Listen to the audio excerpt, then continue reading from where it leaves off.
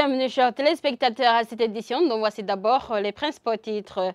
Exprimer le capital social de la nouvelle société du carburant en francs burundais et revoir la composition du conseil d'administration en ajoutant le représentant des importateurs de produits pétroliers sont quelques-unes des recommandations émises par le Conseil des ministres réuni mercredi de cette semaine. Le président de la République du Burundi invite la population burundaise à se former par la lecture et l'écoute des nouvelles diffusées par les médias. C'était Ngodi lors de l'inauguration ce vendredi de la télévision Boun. Voilà le sommaire, tout de suite les détails.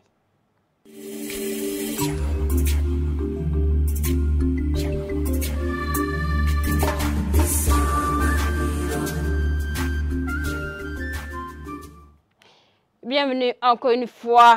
Préciser la taille du personnel existant au ministère de l'Hydraulique, Énergie et Mines, ainsi que la nomination de l'inspecteur général par décret présidentiel sont quelques-unes des recommandations émises par le Conseil des ministres réuni mercredi de cette semaine. Dans un compte rendu lu par Jérôme Nyondima, secrétaire général et porte-parole du gouvernement, fait savoir que ce projet de révision du décret portant organisation du ministère s'inscrit dans le cadre de la gestion du carburant pour une nouvelle société civile. Depuis un certain temps, le pays subit des perturbations dans les approvisionnements en carburant. L'une des causes est l'absence d'un organe public à même de centraliser les approvisionnements du pays pour une gestion rationnelle des fonds destinés à l'importation du carburant. Les sociétés privées intervenant dans ce secteur ont également une capacité limitée et doivent recourir à la Banque centrale. Malheureusement, certaines de ces sociétés n'utilisent pas l'entièreté des devises reçues pour l'importation du carburant, ce qui cause des pénuries répétitives. Malgré toutes les mesures déjà prises par le gouvernement, les résultats ne sont pas jusqu'ici satisfaisants. Pour y remédier, ce projet de décret stipule la création d'une société publique exclusivement chargée des produits pétroliers et pour permettre au gouvernement de pouvoir constituer un stock stratégique de carburant. Après échanges et débats, le projet a été adopté avec les observations et recommandations suivantes. Reformuler le titre du projet de décret pour faire ressortir les aspects création, mission, organisation et fonctionnement de cette société. 2. Exprimer le capital social de la société en francs burundais. 3. Préciser que la société pétrolière est chargée de la coordination des opérations d'importation, du transport, du stockage, de la distribution, de la commercialisation et de la réexportation des produits pétroliers, gaziers et leurs dérivés. 4. Revoir la composition du conseil d'administration en y insérant notamment le représentant des importateurs des produits pétroliers. 5. Préciser que les ressources de la société proviennent du seul capital libéré par l'État. Parlons toujours de cette nouvelle société pétrolière, exprimer le capital social de cette société en francs burundais et revoir la composition du conseil d'administration en ajoutant le représentant des importateurs de produits pétroliers sont quelques-unes des observations émises par le Conseil des ministres pour la mise en place de la société pétrolière du Burundi. Je vous prie de le suivre encore une fois. La principale motivation de la mise à jour du décret portant mission, organisation et fonctionnement du ministère de l'Hydraulique, de l'Énergie et des Mines est la création d'une société chargée de garantir l'approvisionnement du pays en produits pétroliers, dénommée Société pétrolière du Burundi.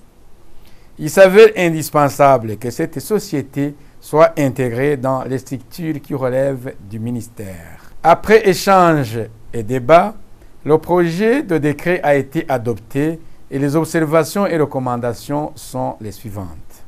1. Reformuler le titre du projet de décret pour faire ressortir l'aspect modification du décret en vigueur portant organisation du dit ministère. 2. Préciser le cahier de charges des différents conseillers qui prestent au sein des cellules du secrétariat permanent. 3. Préciser la taille du personnel existant sans projection de remplacement de départ. 4. Préciser tout simplement que l'inspecteur général est nommé par décret sur proposition du ministre. 5. Préciser que l'inspection générale comprend 3 inspections principales coiffant les 3 secteurs principaux, à savoir le secteur de l'eau potable et de l'assainissement de base, le secteur de l'énergie et le secteur des mines, des carrières et des hydrocarbures.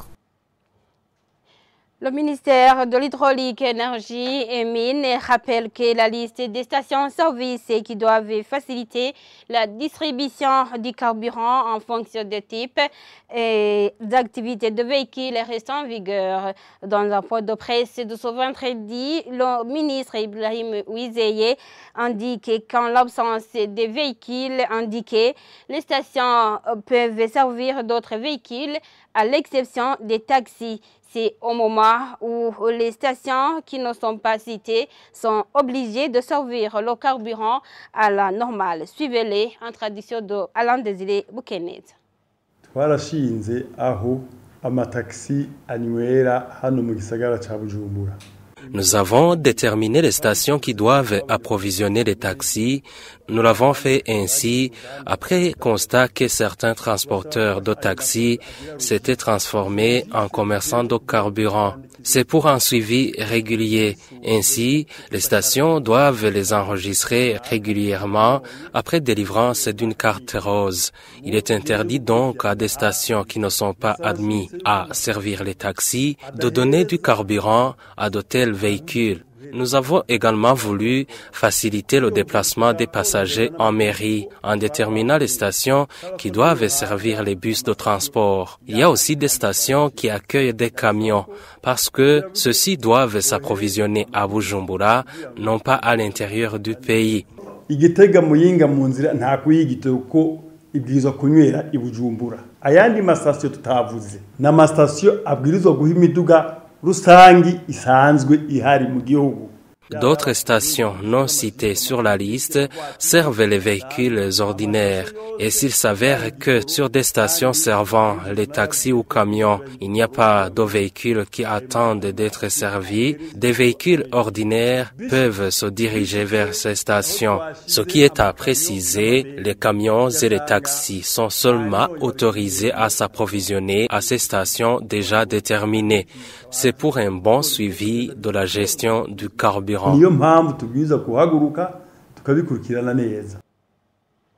Et le président de la République du Burundi a invité la population burundaise à s'informer par la lecture et l'écoute des nouvelles diffusées par les médias.